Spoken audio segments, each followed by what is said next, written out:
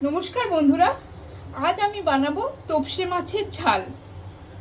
তার জন্য নিয়ে নিয়েছি তোপসে মাছ, নিয়েছি পেঁয়াজ কুচিয়ে নিয়েছি, রসুন, ধনেপাতা, কাঁচা লঙ্কা, আদা বাটা, টমেটো বাটা, শুকনো মশলা নিয়েছি ধনের গুঁড়ো, জিরের গুঁড়ো, কাশ্মীরি লঙ্কার গুঁড়ো আর লঙ্কার গুঁড়ো, কালো জিরে, চিনি, হলুদ, তেল, নুন আর প্রথমে একটু লেবু দিয়ে তোপসে মাছগুলো মাখিয়ে নেব।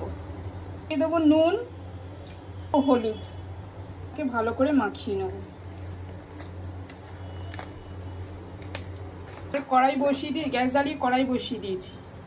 ও তেল এগুলো আমি ভেজে নেব। হয়ে গেছে, মাছগুলো ভাজা হয়ে গেছে, এবার আমি তুলে নেব। ভাজার পর যে তেলটা রয়েছে তার মধ্যে আমি দিয়ে দেবো দুটো বড় সাইজের পেঁয়াজ কুচি, একটু ভাজা ভাজা করে নেব। দেবো একটা রসুন, গোটা রসুনকে কোয়া করে নিয়েছি, ভালো করে নেড়ে চলে নেব। রসুনের কাঁচা গন্ধটা চলে যাবে, তারপর আমি উঠিয়ে নেব। পেঁয়াজ আর রসুনটাকে আমি তুলে নিচ্ছি ঠান্ডা করার জন্য। কড়াইতে তেল দিয়ে দেবো। তেল গরম হয়ে গেছে, এবার দিয়ে দেবো কালো জিরে, দিয়ে দেবো কাঁচা লঙ্কা, দিয়ে দেবো হলুদ গুঁড়ো, আদা বাটা, মশলাটায় জল দিয়ে দেবো, দিয়ে দেবো। মশলাটাকে একটু কষিয়ে নেবো। ফিরে এসেছে, এবার আমি আদা পেঁয়াজ বাটা রসুনটা দিয়ে দেবো।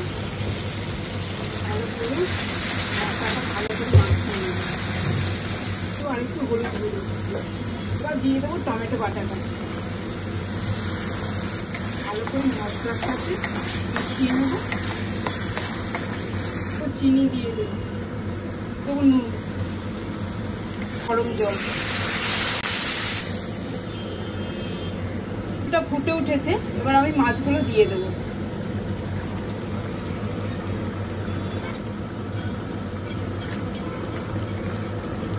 মাছের ঝাল আমার হয়ে গেছে, এবার ওপর থেকে ধনেপাতা দিয়ে দেবো।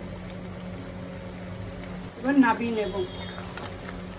তোপসে মাছের ঝাল আমার হয়ে গেছে। ভালো লাগলে লাইক করবেন, কমেন্ট করবেন। নমস্কার।